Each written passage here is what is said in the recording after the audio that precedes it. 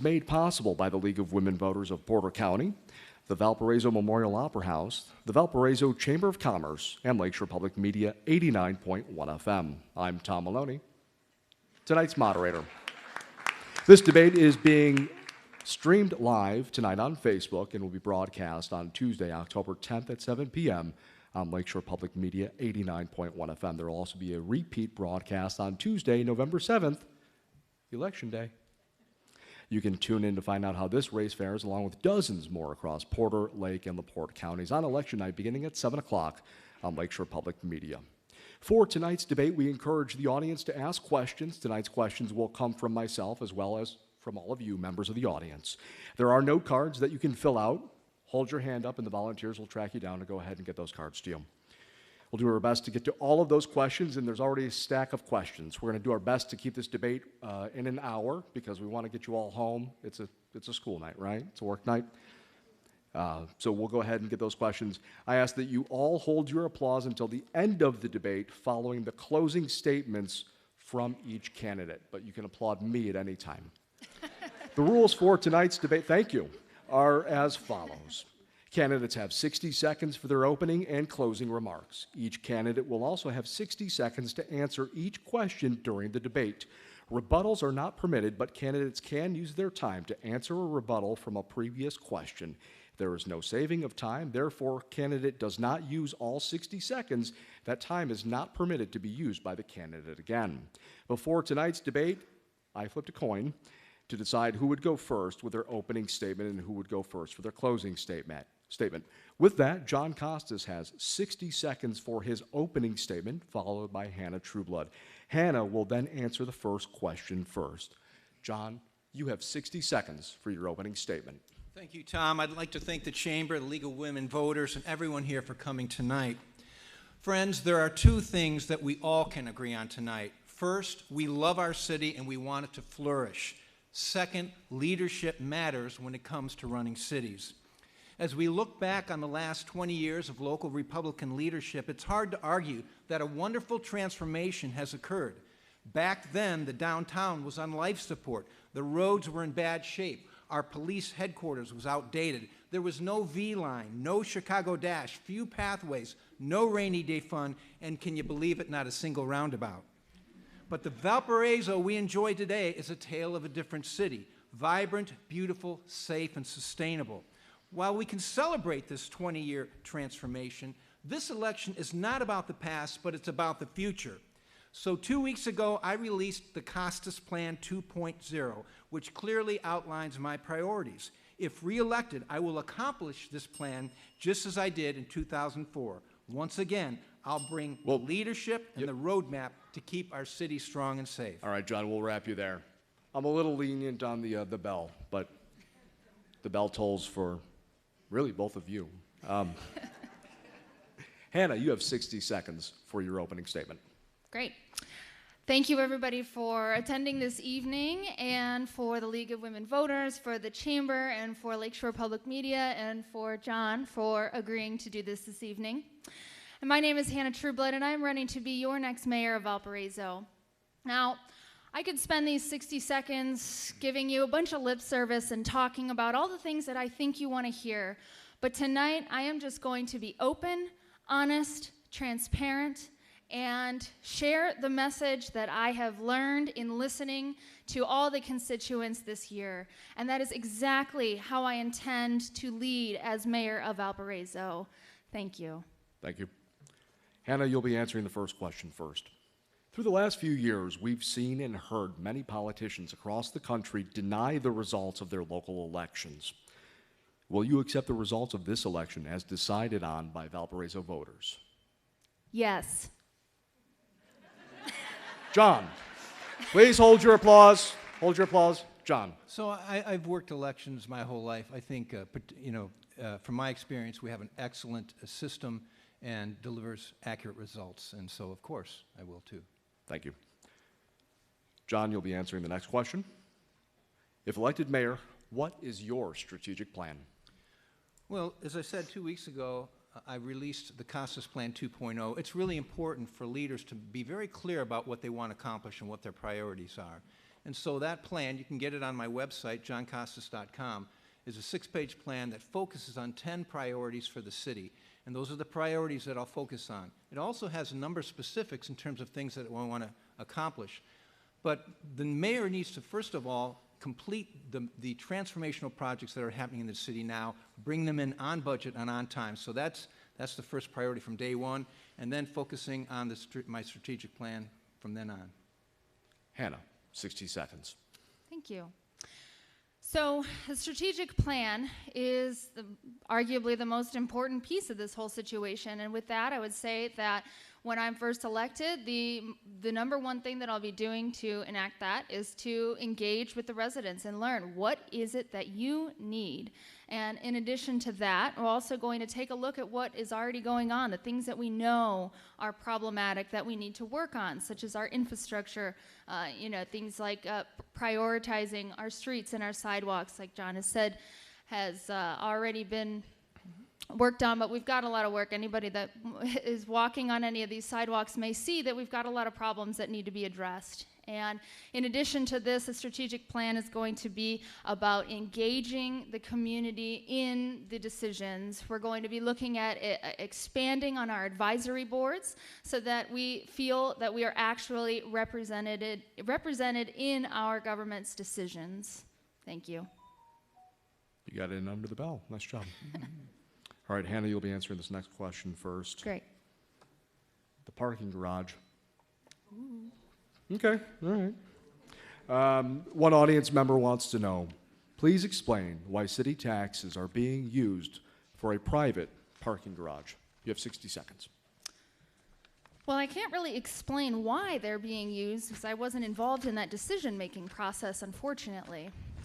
However, from what I understand, they're using public tax dollars to fund this parking garage to help with the parking problem that is perceived in downtown.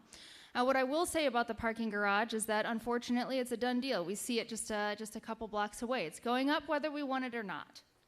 And moving forward, what we need to make sure that we're doing is that when we see problems that are presented to us, like a perceived parking problem, that we bring solutions that are actually going to benefit the masses. And when you look at the math, and when you look at the parking spaces that are going to be allocated to the luxury link development right across the street, you will see that the parking problem is not going to be solved by this multi-million-dollar parking garage, and in fact is going to likely produce some traffic problems that we have not yet experienced. Thank you. Thank you. John, you have Thank 60 you, Tom. seconds. Well, I can say this, 20 years ago we didn't have a parking problem in downtown because it was dead.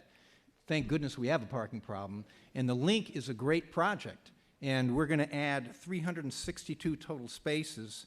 241 of those spaces will be used for citizen parking during the day and 162 at night on the lower levels, so it is adding parking. And the link is a transformational project. You know, change is part of life, and the downtown has to evolve. High-density housing was always part of our plan, because high-density housing creates sustainability, it creates tax dollars, it creates safety in and around the downtown. So I think it's going to be a real positive thing for the downtown, and look forward to the parking garage adding more parking for citizens as well as those who are living here in the link. Thank you. John, you'll be answering first on this audience question. A follow-up to the question, or rather a follow-up to the answer. What do you think is the reason why so many people want to move to the city of Valparaiso? Well, there's a lot of reasons for that. Great schools, a great downtown. It's affordable here compared to many communities. The people are awesome. We have a strong nonprofit sector. We have a strong business sector. It's just the Vale of Paradise. And so that's why we are growing. Now, we're growing at a good rate, about 1% a year, which is a sustainable rate. And so what we need to do is make sure that that growth positively impacts our quality of life and that we maintain our small city character. And so Valparaiso will continue to grow, and I think that's a good thing, but effective planning, so we're building strong neighborhoods, we're keeping the downtown strong, but we're improving sidewalks, pathways all around the city, keeping our parks strong, and it's a city we can all be proud of and call home. Thank you. Hannah, 60 seconds. Well, being in real estate, I deal on a daily basis with and understand with why people want to live here, but I also understand on the other side of the coin why people leave. Now, I live here and I'm raising my family here because it's true. We have safe schools. We've got low crime. We've got lots of parks and recreation, and there's no problems, right? No. We've got to be honest about the fact that with positive things, there's always going to be a negative. And as mayor, you need to be somebody who's willing to actually address those problems and admit that we have a problem in order to come up with the solutions necessary to fix those problems. And I'm sure we'll discuss that in later questions, but why people want to live here is exactly for that reason. And one of the main reasons why people leave is because of how unaffordable it's becoming. Thank you. Answering first on this next question, sorry, I've got a pile of note cards here, will be Hannah. This question comes from audience members actually via our Google form. It's not uncommon for elected or appointed officials in Valparaiso to have business interests in the city. Even if not legally required, how important is it for the mayor and city council to disclose their financial interests and family relationships that may be impacted by matters that come before the council and mayoral office? It's a great question. First, I will say on record that I have absolutely no financial vested interest in any of the goings-ons in the city and will not have any during my tenure as mayor.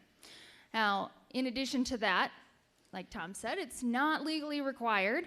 However, we're not going to be doing just the bare minimum here to stay out of jail. What we need to be doing is a service to the public, and they deserve to know exactly who is involved and how they are involved and why they're being chosen or why they're being utilized in different situations.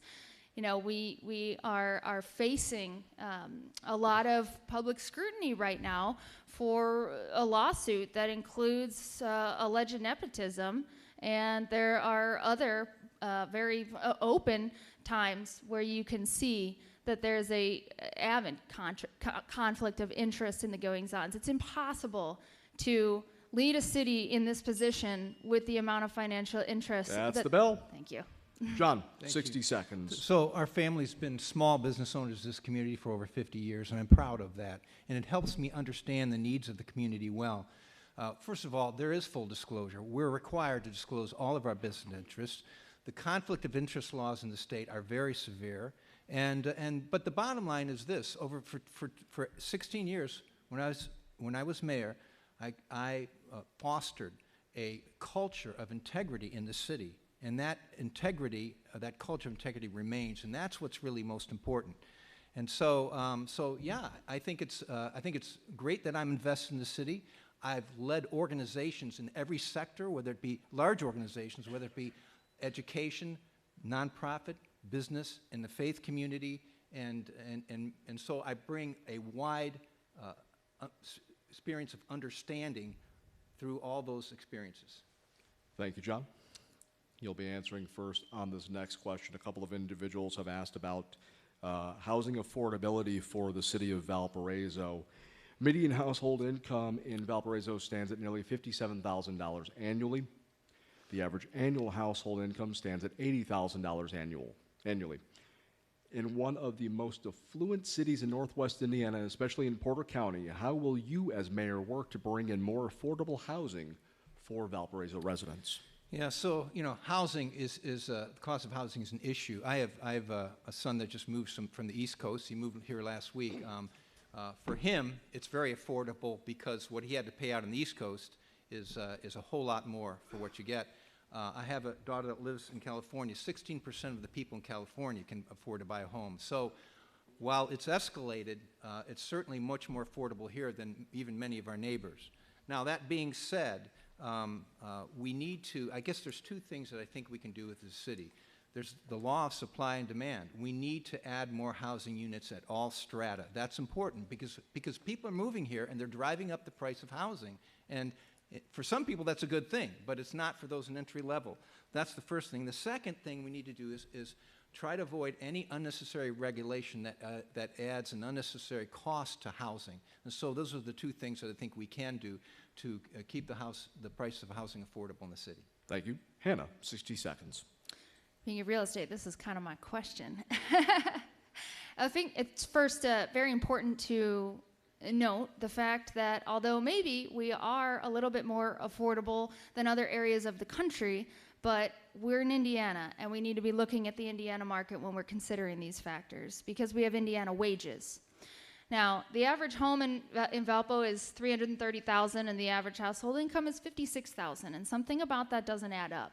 So a few things that we can do to make things more reasonably priced in Valparaiso is by incentivizing our developers to build reasonably priced housing. We don't need any more luxury homes. We need affordable homes. And we're not talking about Section 8 housing. We're talking about housing for our teachers, for our police officers, and for our firefighters. And when we're talking about supporting a local economy, all of this comes in together with that. And when our police officers and our firefighters and our teachers live where they work, and when our service workers that make Valparaiso so great live here, it's That's better. the bell. Hannah, you'll be answering first on this question. Okay. Coming from the audience, the opioid problem in Porter County. I apologize, I'm a Lake County resident. Don't hold it against me. Is still very high. What are your plans on combating it? Well, the first thing is definitely admitting that we have a problem. And the second thing is talking about it, being open about it. This is something that affects so many people. I personally have been affected. I have family and friends that have been personally affected by opioids. And the problem is going to continue to grow. And the first thing that we can do to solve this problem is by ending the stigma around it. And when you have a leader who has been working in community advocacy for 20 years to end domestic violence and to end the opioid epidemic and dealing with people and actually going out in the community and talking to the people who are directly affected and involved in these situations, that is how we're going to solve that problem, is by talking to the people that it affects and by involving them in the conversation instead of making assumptions about what we think they may need, which is an unfortunate reality. When we had that opioid panel, there wasn't a single person there that was on that panel that was suffering from addiction. Thank you. John, you have 60 seconds. And it's certainly a difficult problem to solve.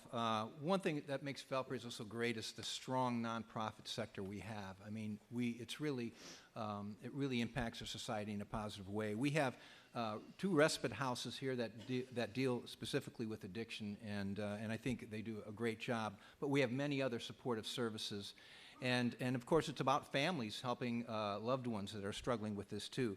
I know Mayor Murphy, we've hired a social worker in the police department. I think that's real positive. And recently, the city council used some of the ARPA funds to hire a person that can be sort of a one-stop clearinghouse when a family has an issue. They can get answers and know where they can get help within our community. So it's all those things and everybody working together to take on some of these tough social issues like that. Thank you. John, you'll be answering first on this next question, again coming from the Google form. With 5 new liquor licenses being handed out, along with a multi-million-dollar distillery opening up in downtown, how will Valparaiso prepare to become an alcohol tourist destination? Well, Journeyman is certainly, well, first of all, it's a regional draw.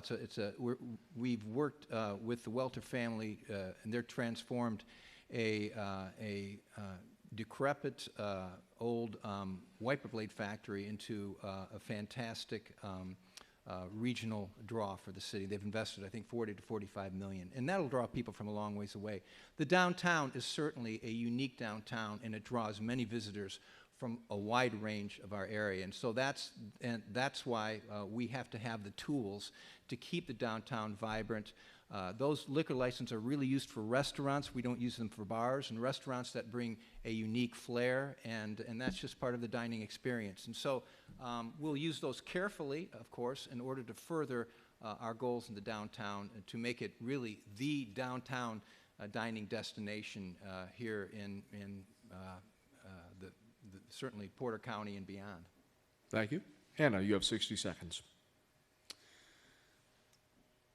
You know, alcohol has been deeply entrenched in our society, and it's a growing problem. It's a dangerous problem, how normalized it is. I mean, it's a problem. It's strange. And, you know, with liquor licenses, of course, our restaurants, that's a way that they attract people to come into their establishments and spend money. And alcohol is a big moneymaker, of course. But I think the important thing that we need to consider is that there are other things to do in this city besides drink. And an important aspect of this position is being able to work with small business owners that exist, or hopeful small business owners, to come up with ideas for successful businesses that we can utilize that's going to attract different things, so that we're not just all drinking and then getting in our cars and driving home. Thank you. Hannah, you'll be answering first on this question from the audience. The city is a business. What size budgets have you had the history of managing? It's a great question. So being in real estate, I deal with millions of dollars in contracts, maybe not all at once, but cumulatively. And when you're looking at dealing with contracts and budgets and negotiations, the difference between a $50 million budget and a $5 million budget is a zero. It's the same application. And the fact of the matter is that the mayor is the one that oversees the whole ordeal. And in real estate, I oversee the whole transaction, and multiple transactions at that. Right now, I've got multiple things moving around. We've got lots of different people that you're dealing with, appraisers and inspectors and lenders and other agents and buyers and sellers, and there's so much going on. And being able to make that connection and get everything together and to the finish line all at staggering times is what I do for a living, and that's exactly the skill set required for this position as mayor. Thank you. Keep the stop sign down. I see you. John, you have 60 seconds. Well, the city is a $75 million a year operation that employs 240 people. I've been responsible for making payrolls for the last 45 years. I served for 14 years in the Higher Education Commission, which oversees the budgets for all the state-owned universities.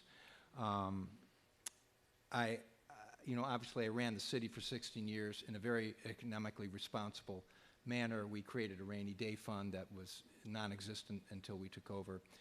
But the most important thing a leader does is to create a positive culture for the city, because a positive culture will attract the best and brightest to work for the city and to flourish.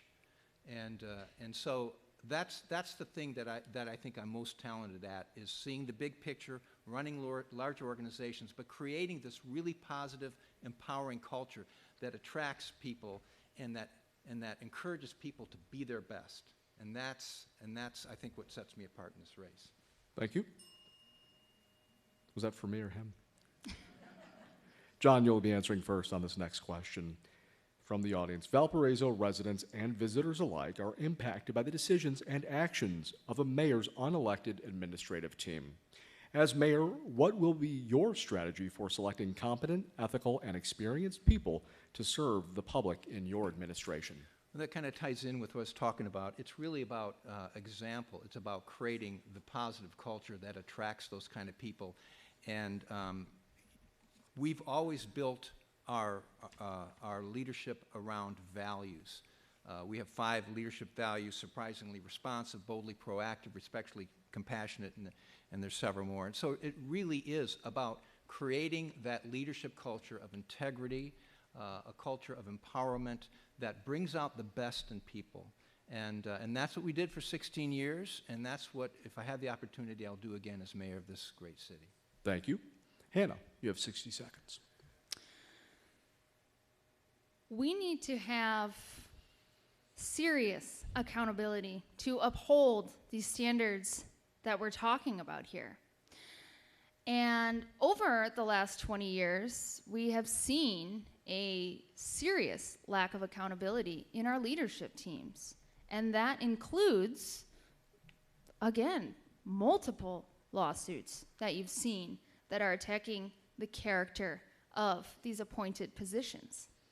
Now, when I'm elected mayor, Every appointed position is going to be looked at and filled based on the desire to do the job, the knowledge to do the job, the skill set, and have absolutely nothing to do with political affiliation or financial interest or partnership of any sort. Thank you. Before we get to the next question, just a reminder for the audience, if you do have questions, please go ahead and raise your hand. Volunteers will get you note cards, and when you do fill out those questions, or rather note cards, please make sure that all questions deal directly with both candidates as opposed to one specific candidate versus another. Just a reminder for you at home watching on the Facebook live stream or maybe listening to a radio rebroadcast, this is the Valparaiso mayoral debate between John Costas, the Republican candidate, and Hannah Trueblood, the Democratic candidate. I am Tom Maloney, tonight's moderator. A couple of questions have come in now, and answering first on this will be Hannah. A couple of questions have come in terms of expanding the, I guess, the access of government. One person asks, what are your plans to make city government inclusive of all demographics? And somebody else follows up with, if you become mayor, what programs or events would you run to cultivate political curiosity and engagement with younger generations in Valparaiso? So I'll kind of combine both questions for you. You've got 60 seconds. Okay, that's a great couple of questions there. Now, getting actively engaged in your community and in politics is something that I hold very near and dear. Like I said, I've been involved in this for 20 years, so I got started very early in political engagement and community involvement, and will always have and always will be encouraging the next generations to follow suit, because if they're not getting involved, then there's no future. They're the future. Now, when it comes to involving people of all sorts and what kind of events that we would like to work with, one of the most awesome events of the year here in Valparaiso is the World Cultural Festival, which unfortunately wasn't sponsored by the city in the past year. Under my administration, it will be, and we'll be working on building more Please events, hold your applause. Thank you. more events that are going to be inclusive to all people, not just the people that look like us or sound like us. And I think that was the question. That's your bell. John, There you you go. have 60 Yeah, I seconds. appreciate that. Government transparency and trust is an important issue. Just to put it in perspective, all city decisions are made in public meetings. All public meetings are broadcast for public viewing. All construction contracts are let by competitive bid. We are carefully audited by the state annually. They check to see where every dollar goes. And of course, I've mentioned there are strict conflict of interest laws, and these are all good. And on top of that, the mayor needs to foster a culture of integrity. And during my 16 years, I did that. That continues to this day. But I think some of the programs that help bring that we're doing that I think are real effective are the Citizens Academy, which Hannah has participated in, which is a really great thing, where citizens come to understand the intricacies of running the government. The Police Citizens Academy, which many of our residents have gone through, and something Mayor Murphy started was the Youth Council. So these are the things that take government to the people and engage them so that they're informed about what's really happening. Thank you. John, you'll have 60 seconds for this next question. Sure. At Thursday's Candidate at Large Forum, current Mayor Matt Murphy stated, quote, "Many matters are discussed by council and decided prior to the city council meeting," end quote. Is this a violation of open door laws? Well, it is not when it's done on a one-on-one basis, because there has to be discussion to tee up issues, but the decisions are made in public. And so, there has to be due diligence done. So the mayor's staff, sometimes we have information that's confidential as people are looking to invest in the city. And so to think that you can begin the discussion in a city meeting and do all your due diligence in a city meeting, it's just not workable. But decisions are debated in full board meetings and which are, of course, public meetings, and that's when the actual decision is made. Yeah. Thank you. Hannah, 60 seconds. Now, whether or not these conversations that Mayor Murphy was referencing are legal or not, that remains to be seen. But what I can say is that we need to be having more places and more opportunities for the citizens and the government to have these conversations. And these one-on-one conversations, of course, that require confidence are a different story. However, at the end of the day, all of the money that is being used in these decision-making processes is our money. And we are the ones that need to be deciding how that money is spent. And we deserve to know at the end of the day, not just what the decision was, but why that decision was made. And that connects directly to civic engagement. Thank you. Hannah, you'll be answering first on this next question to follow up. If elected mayor, how will you ensure that information is open and accessible to Valparaiso residents? Great question. So we've got a few different plans in terms of transparency and adding layers of communication for the constituents to City Hall. First being installing a message center in City Hall that will connect directly to the City Council, to the mayor, and to the various board members. And this isn't just some online form that gets lost in the cloud. It'll be an internal system that can be done electronically, but then also have an opportunity for a paper version for those that are not tech savvy. And in addition to this, I would love to change the structure of the city council meetings so that it actually encourages public input and some reasonable public dialogue involving these conversations. Thank you. John, you have 60 seconds. So engaging citizens is essential, and when we engage in our strategic planning, we always engage citizens, because having citizen input is essential for making wise decisions. But leaders are elected to lead, and you can't engage everybody in every decision, because there's an awful lot of things to be decided. There's an awful lot of information that is dealt with. And so it's important that they engage with citizens, but also have the courage to lead. I think there's lots of opportunities we can do. I think we can improve. Hannah had some good suggestions here. I think we can improve using technology to communicate better with our citizens. So I think there's some avenues there that we can improve on. But again, leaders are elected to lead, and yes, to keep their the constituents informed. And that's what I intend to do if elected. Thank you. Thank you. John, you'll have 60 seconds on this next question from the audience.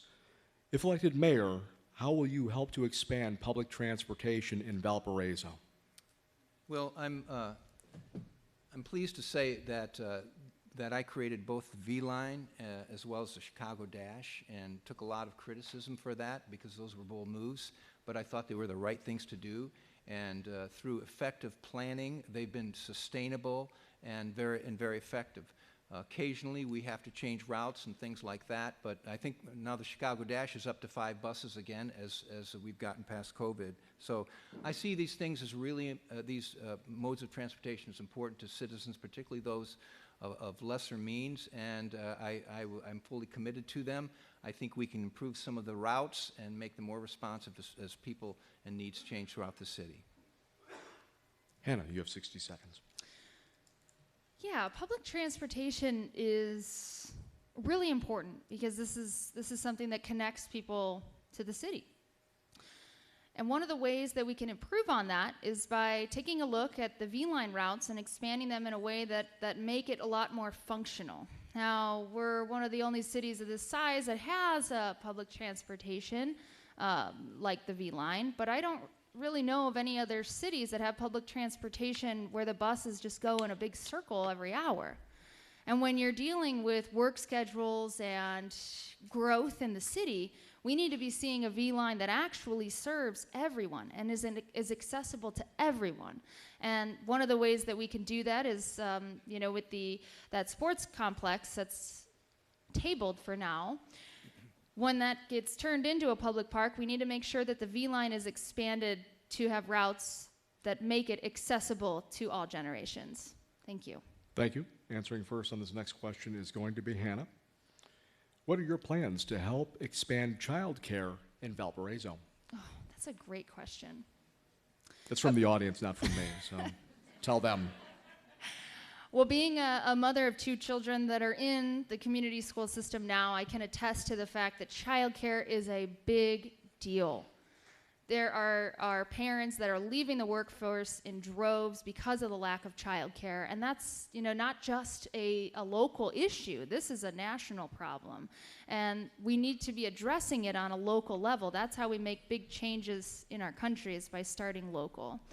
And one of the ways that I'd love to do that is, well, first, partnering with and advocating for different programs like the YMCA. They just did an expansion downtown to add more affordable childcare for people.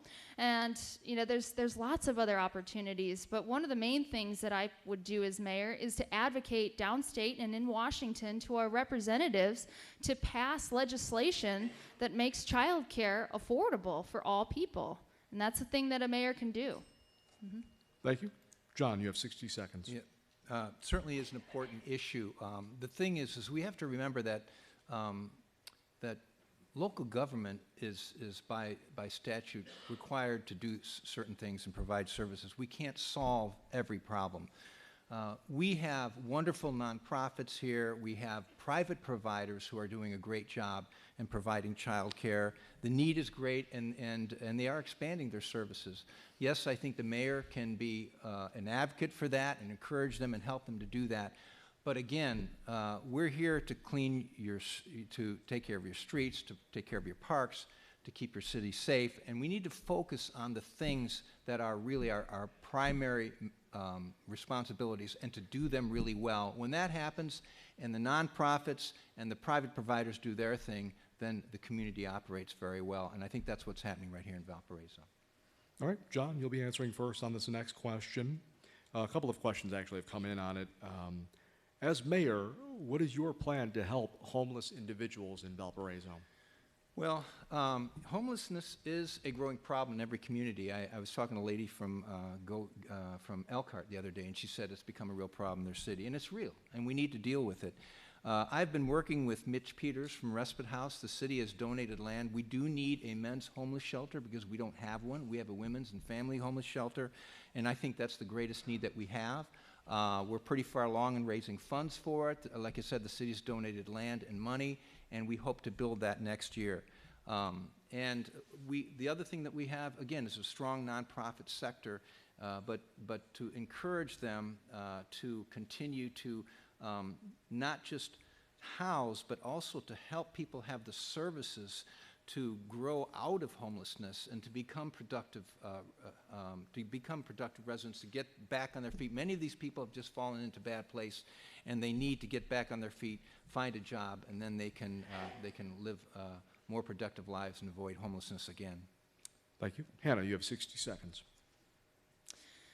Last year, in the wintertime, I volunteered for the overnight warming shelter that was provided by Living Hope Church, because the city didn't have any overnight warming shelters, and in a time where it was multiple degrees below zero, it's just unthinkable to not have somewhere safe to go and warm up at night. And that's just overnight. The people who are experiencing homeless, when they stay at an overnight place like that, they have to go somewhere during the day, and they're pretty much just sent out to do whatever. And as a city, we can do better, because like he said, it's a growing problem, and many people in Valparaiso are one paycheck away from losing their homes.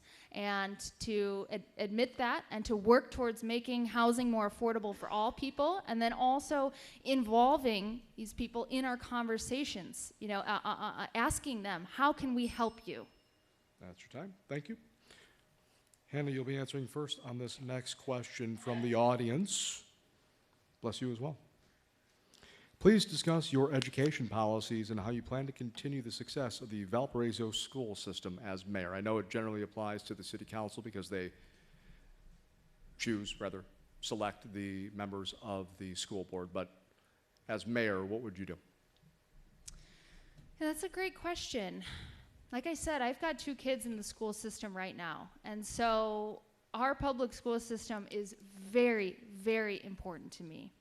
And the way that it runs is very, very important to me.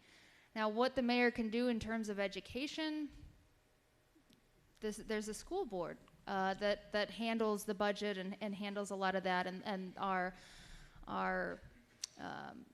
what they're taught and all of those, that's a state level issue. But what we can do is we can advocate, again, downstate for policies that are pro-education, and we're going to be supporting pro-education policies at that level, because that trickles down to the local level. Now, in addition to the school board question, although the mayor cannot decide this on their own, I do support an elected school board and would work with members of the community and city council to make that happen, since that seems to be a general consensus in our community as well. Thank you. John, you have 60 seconds. Thank you. Yes, kids learn best when they feel safe in school, and the most important thing that we can do is do what we're elected to do, which is keep the schools safe. And so we've expanded our school resource officers in the schools recently, and we will have the full support of the city in making sure that our schools are safe year-round. We have a great process, I think, for choosing school board members. I think it's important that we continue with a good process there. We need to support VU. I have a lot of respect for President Padilla and look forward to partnering with him. And I think more than anything, I think the mayor can be an example of a lifelong learner. I've been a lifelong learner all my life. I was in school 2 years ago finishing a degree because I love to learn. And so just exhibiting that to the students, because life is about lifelong learning, and I think students learn by example. As a former teacher, both of those answers warm my heart. As a former teacher, please keep your cell phones on silent and vibrate. Thank you. We're going to follow up actually on the comment that John made about the Valparaiso University. John, you'll be answering first on this question. A couple of questions actually have come in. What specific actions will you take to ensure that one of Valparaiso's essential elements, Valparaiso University, remains viable and strong? And then what is your view on a city-university cooperation and or partnership? John, you've got 60 seconds. Well, certainly the health and success of Valparaiso University is very important to the city. I've always had a strong working relationship with them. We've always had a town and gown meeting, but we've worked closely with the university over the years, and I've had conversations with President Padilla. I like his plans. I like the decisions he's making, and I'm excited about the future of Valparaiso University. We know it's hard for independent universities all over. It's difficult because there's less students and more competition for those students. So it's just a matter of staying in close touch with them, supporting their plans, and just having that partnership that helps them find their way to future success. Thank you. Hannah, 60 seconds. The university is a key component to the city. I mean, we get people come every year to visit, and they support our lodging, and they support our restaurants, and the students support all the local economy as well. So we absolutely need to be working on a better relationship between the university and the city. And you know, this really ties back to the affordability of the city, because when our college graduates, when the students graduate, they leave because they can't afford to live here. And we don't have enough opportunities here for them today to give them a reason to stay. So I think the most important thing that we can do in terms of building that relationship and maintaining that relationship is ensuring that we have something to offer, which is a great city that has great job opportunities that pay well so that they can afford to live here and then raise their family here. Just under the bell. Hannah, you'll have 60 seconds for this next question here. Coming from the audience, what is your top priority when it comes to economic development within the city? I think the number one for economic development is making sure that we keep our economy local by supporting existing small businesses while also incentivizing small businesses to come here and grow, and not just come here and open up shop and close up like we've seen a lot of. I'm talking about getting these small businesses here and setting them up on a path to success, because the small business owners are our homeowners, their kids are going to our schools, they're providing job opportunities. And, you know, I'm not talking about more sub-minimum wage job opportunities. I'm talking about good paying jobs so that they can afford those $330,000 homes. Thank you. Thank you. John, you I have think 60 Hannah seconds. makes a good point at supporting small business. We want to be a city that does that and helps them to grow their business. I think more than anything, you know, it used to be that economic development was about trying to lure companies here, but really it's more about quality of place, because many people can work remotely. And so really what people are looking for is an awesome community to live in and to raise their family in, and their job a lot of their jobs can be remote. So that's one of the issues. We have to continue to fashion a city that people love, that a growing city that attracts this kind of worker. Also, we need things like shovel-ready sites. We need to have business parks that are ready when companies want to grow or make a move, and just generally be a city that welcomes business and encourages and is pro-business and encourages opportunity for all. Thank you. John, you'll be answering first on this next question here. Recently, the city of Valparaiso approved over $7 million in ARPA funds. What are your plans, if elected mayor, for the remaining funds for the city of Valparaiso? Well, I don't want to jump to conclusions. I have some ideas, but and Hannah made a good point earlier. It's like you want to make sure you get citizen input on where those dollars are best spent. I've set forth my priorities clearly in the Costas 2.0 plan, but at the same time, I don't want to jump to conclusions and say this money should be spent this or that. I have to assess the need, and so I know some of those funds were earmarked for the park. Now that the park's on hold, we may have to rethink that. But one of the things that I think, again, it's the homeless shelter is one of those things, the projects that ARPA funds should be used for, because it's addressing a pressing need, and so I would at least funnel some more of those funds to make sure that that project becomes a reality next year. Thank you. Hannah, you have 60 seconds. John made a great point in echoing the fact that we need public input when it comes to how these funds are being used. And the unfortunate reality is that we didn't use those funds in the way that the public was hoping to see when we decided to allocate those funds towards the land acquired for that sports complex building that isn't happening anymore. And that just makes a further connection to poor management and the lack of accountability. And when it comes to the ARPA funds that are available now, I believe that we're kind of already in the hole that we dug. We need to finish what we started. We made a promise to bring Valparaiso a park for all generations, and we need to bring Valparaiso a park for generations. Now, the way that we do that, the way that we move forward, that still remains to be seen. But another useful use for the ARPA funds is by supporting these nonprofits that got pennies during the initial disbursement. Thank you. Thanks. Hannah, you'll be answering first on the next question, actually a couple of questions from the audience coming in this form of a topic. Please comment on the importance of having dissenting opinions present during policy discussions for the city of Valparaiso. And in this era of division, can you work with others from the opposing party? You have 60 seconds. Great question.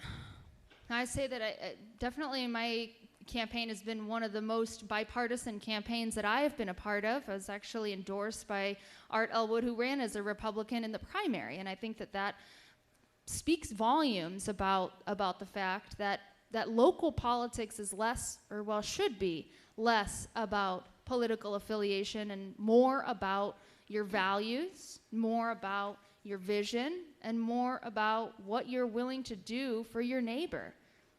Now, when it comes to bipartisan support, of course, this isn't a red city, this isn't a blue city, this is a purple city. And one of the things that I do very well in my job is bring two people that are seemingly at odds, a buyer and a seller, together for the common goal of exchanging property. And that's exactly what I intend to do as mayor, working with people of all different ideas and persuasions. Because we all know that when decisions are made with diverse perspectives, we see better results. That's your time. John? You have Yes, 60 yeah, seconds. Thank you. You know, we do live in an incredibly divisive time. A lot of that is the result of national politics and the national media and and algorithms. And it's very important for the next mayor to be able to be a bridge and to reach out to leaders from the other party, to reach out to leaders in other sectors, to be a bridge builder. And I did that for 16 years. I am a collaborative leader. I am someone who forges strong relationships of trust. I've been doing that for the last nine months in anticipation of this election, and will certainly bring that sense of unity, that sense of civic trust that has made Valparaiso strong over these many years. Thank you. John, you'll be answering first on this next question. And folks, just a reminder, we'll be wrapping up pretty soon. We started about 7:05. We'll try to go ahead and wrap up about 8:05. Again, I know it's a school night and a work night for a lot of us, so I'll try to get you out in a neat and orderly fashion. John, if elected mayor, what will you do to support small businesses and mom and pop shops that don't have millions of dollars to strive in the city? Well, I think the first thing you can do is to create sustainable commercial areas. And I mean, when you bring people, they are customers. And so we built a downtown that brings customers and attracts customers and guests from all over Northwest Indiana. And so we need to continue to create that type of culture in the city. I think just getting to know, the business owners, what are their needs, how can we support them? One of the things we do really well is events. I mean, we have an awful lot of events that brings people to the downtown and to all areas of the city. So we'll continue to do what we are elected to do and do well, which is to attract visitors, to also have a pro-business culture within the city that encourages and helps our current businesses to grow, because most of your jobs will come from the growth of current businesses. Hannah, you have 60 seconds.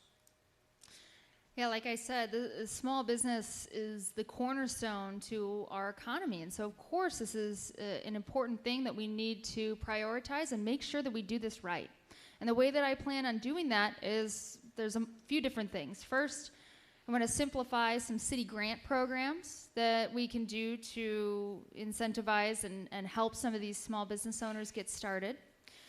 Also, working with commercial property owners and developers for, with tax incentivized districts, and actually utilize these TIFs in the way that they were meant to be used in the first place, which is to spur the investment in the reconstruction of neglected parts of our city. It's not all about the downtown.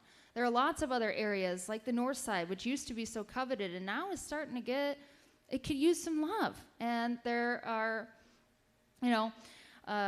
other things that we can do, further our partnership with the Chamber of Commerce and other business mentoring groups like the SCORE that we have. Thank you. A couple of questions have come in, ironically enough, one right as I was about to read the other, which I like when that happens. Great minds think alike. What are your ideas for making downtown businesses and sidewalks more accessible to those using walkers and wheelchairs, as well as other disabilities? You have 60 seconds, Hannah. Great. Well, the first thing is that we need to revive the Valpo Next plans that involved expanding our sidewalks to make them more accessible for pedestrians. And that's really the main thing, is that there is, we've done a lot of development and we've done a lot to help with our traffic flow, but we haven't really done a lot to address pedestrian flow. And this ties directly into pedestrian safety, because I see a lot of people, in the summertime with a wheelchair or with a stroller, or even just when you're in more than just yourself and you have to walk around the trees and you have to walk around the outside patios. And we need to find a way that the businesses can still utilize the outside for outdoor dining, while also prioritizing those pedestrians and making sure that they're getting around safely. Thank you. John, you have 60 seconds. Yeah, I agree this is an issue, and we need to reconfigure some of our sidewalks to allow for better pedestrian flow. Again, the problem is we've got pedestrians downtown, and that's a good thing. And we've got more and more activity in the downtown, so we need to revisit the flow and as well as reconfigure some of our sidewalks and our parking. The other thing is this, you know, when I took over, there were very few pathways in the city, and we've built miles and miles of pathways. Pathways keep us connected, they keep us active, and so they're really linear parks. And so we want pathways. We've got some missing links that we need to connect, and we want pathways so everybody can ride their bike to the downtown, everybody can ride their bike to the park. And as mayor, I would add more revenues to build more pathways because they connect us and to each other and to our special places in the city. Just in time. All right, for those of you who have tuned into debates before, you know I love this question. Got it just a few months ago, actually, at the GOP primary for the Portage mayoral debate, and I've since used it for every single debate since. This is the 5th debate now that I'll have used this question. It's a fan favorite, trust me. John, you'll be answering first. What is something about the opposing candidate that would make them a good fit for mayor of Valparaiso? You can applaud me now if you want. Thank you. John, you have 60 seconds. Hannah is genuine. She's an authentic person. She's true to her beliefs, and she's not trying to be something she's not. And I think that's important, and I respect that in her. Thank you. Hannah, please hold your applause. Not you, Hannah, because you're not clapping. The audience is clapping. Hannah, you have 60 seconds. I'm going to use 58 seconds to think. I think that John brings a lot of great qualities to the table that, you know, not your average person has. A lot of business experience that the average person doesn't have. A lot of relationships that not the average person has. And in the past, the city has utilized that a lot, and whether that's a good thing or not, I will leave that to the audience to decide. Okay. Thank you. Hannah, you'll be answering first on this question, and just a reminder, we still have closing statements. This will be the final question of the evening. We've talked tonight about a lot of the problems and the issues in the city of Valparaiso and how you would work to solve them during your term as mayor. Now, I want to know, what is the best thing about the city of Valpo that makes you not only want to run for mayor, but to continue to live here and continue raising your family here? I think the best thing about this city is how, even though we're growing, it still feels like a small town. And, you know, I've always said that if I'm going to live in Indiana, I'm living in Valparaiso, and I'm certainly going to be raising my family here. And that's because of a lot of the things that we've discussed, the safe schools and the great education that we can obtain and the things to do in the parks and all of that. And that's exactly why I'm running for mayor, because all of these things are great. They're so great, but they're not going to be great for much longer if we don't take a look at some of the issues and take a look at the foundation that all of this has been laid on. The foundation is crumbling, metaphorically and literally, physically. And if we don't solidify that foundation in a way that makes it truly sustainable, all of that, the whole bottom is going to fall out. And, yeah. There you go. The bottom fell out on that one. John, you have 60 seconds. I've got to disagree with that. This is a strong city, and it's got tremendous resources. I often talk about the 5 pillars of a community: the business sector, the nonprofit sector, the government sector, the education sector, and the faith community. If all 5 of those sectors are strong, a community is strong. And if you look at all those sectors in our community, they are strong, and they have excellent leadership. And that's what makes our community strong. We've got a great future. We've had a great run, and I'm bullish on the future, and I'm bullish on the leaders in this community. And I am a bridge builder, and I'll make sure that those sectors work together to reach even greater things in the future. And just a reminder, folks, early voting begins on October 23rd. I still have a stack of note cards that we were just running out of time to go ahead and ask. Candidates are both available and active on social media. If there's a question that didn't come up this evening that you wanted to discuss with them, I ask that if you can't reach out with them and talk with them this evening, that you reach out to their campaigns as well to find out more about that. Also, vote411.org is the website where you can not only find out information about these two candidates, but about your city council races as well and other local municipal races that you might be interested in to find out how those candidates view the topics that are important to you. That being said, we now have 60 seconds for closing statements following the coin flip earlier this evening in which John went first for his opening statement, Hannah went second. Hannah will now go first for her closing statement, followed by John's 60 seconds. And again, I ask that you please hold your applause until both candidates are done with their closing statements this evening. Hannah, you have 60 seconds. Great. Well, I know it's hard to make a decision off of just 1 hour of back and forth, so I strongly urge everybody to do your research, look into both of us, and vote your values. Vote for the person who aligns with your values for what you believe is right. And, you know, I ran for mayor because I wanted to give people an option that reflects the community that we love. And, you know, this country was founded on people with the notion that normal everyday people are the ones who are supposed to run it. And that's exactly what I am. I am a normal everyday person that is committed to service. I have 20 years backing that statement, and I plan to have a lifetime more of that. And when I am serving you as your mayor, you can guarantee that I am going to be accessible, and we're going to make the city accessible. We're going to be transparent. We're going to hold everybody to a higher standard so that we can all have a bright future in the city of Valparaiso. Thank you. John, you have 60 seconds for your closing statement. Friends, city elections are perhaps the most important voting decisions you make. That's because the city provides vital services that affect your lives on a daily basis. We rely on the city for clean water, ambulance service, road maintenance, safe neighborhoods, pathways, beautiful parks, and so much more. The next mayor must do two things well for Valpo to stay awesome. First, he or she needs to know how to effectively manage a complex organization that employs over 250 people with a budget of $75 million annually.